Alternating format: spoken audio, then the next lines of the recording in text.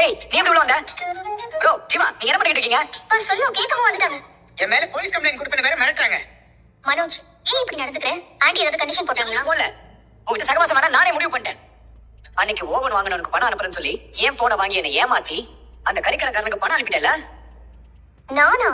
இல்லையே மனோஜ். ஏய் இன்னும் நடிக்காதடி. நான் எல்லாம் செக் பண்ணேன். கரெக்டா நாங்க பேசுறத கேட்டுட்டு அதுக்கப்புறம் என்கிட்ட போனை வாங்கி அவனுக்கு அனுப்பியிருக்கேன். கோர்ட்ல என்ன அசிங்கப்பட வச்சிட்டல. முதல்ல இங்க கிளம்பி. என்ன மனோஜ், என்னால அப்படியெல்லாம் போக முடியாது.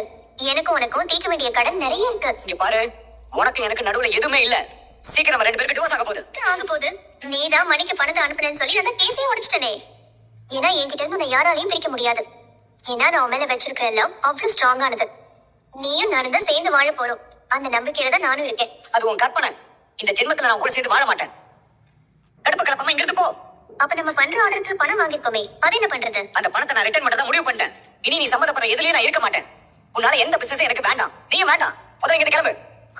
மனோஜ், உன் மனசை யாரோ நல்லா மாத்திருக்காங்க. ஏய் நீ இவ்வளவு ஃப்ராட் வேலை பாத்திருக்க. கடைசியில கோர்ட்ல கூட வந்து அசிங்கப்படுத்திருக்க. அதெல்லாம் என்ன யாரும் மாத்தல, நானா தான் முடிவு பண்ணிருக்கேன். ஒழுங்கா போயிடு. மனோஜ் புரிஞ்சுக்கோ, ஐ ஸ்டில் லவ் யூ.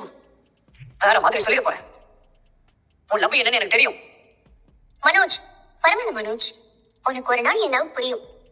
இன்னைக்கு இருந்தாலும் நீ தான் என் புருஷன், அதுல எந்த மாற்றமும் இல்ல. இனிமே உன் பேச்சை பத்தி நான் உனக்கு கேன இல்ல.